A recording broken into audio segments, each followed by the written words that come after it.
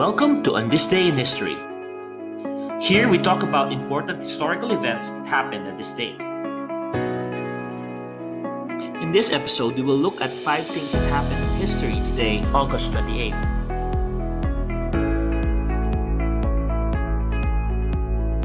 Number 5. Climate change activist Greta Thunberg arrives in New York after sailing across the Atlantic.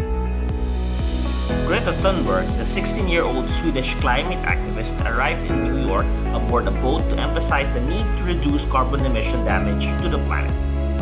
The 3,500 nautical mile journey lasts 15 days, commencing from Plymouth on the 14th of August 2019 and reaching New York City on the 28th of August. This is one day later than the anticipated arrival date due to rough seas.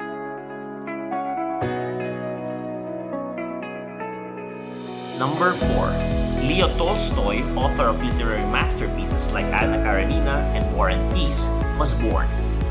Russian novelist Leo Tolstoy is regarded as one of the greatest authors of all time. He was born to an aristocratic Russian family on this day in 1828. He is best known for the novels War and Peace, which he wrote in 1869, and Anna Karenina, which was written in 1877. Number 3. The divorce of Prince Charles and Princess Diana was finalized. The divorce was finalized on this day in 1996. Diana received a lump sum settlement of £17 million, as well as £400,000 per year. The couple signed a confidentiality agreement that prohibited them from discussing the details of the divorce or of their married life. Almost a year later, Diana was killed in a car crash in Paris. Number 2. Orestes, father of Emperor Romulus Augustulus, was captured and executed by Odoacer in 476 AD. Odoacer was a Germanic mercenary soldier for the Roman army who marched into Italy with an enormous garrison of soldiers. Orestes, the previous emperor and father of Romulus, fled and was later captured and executed. Romulus, the current emperor at that time, was only 16 years old.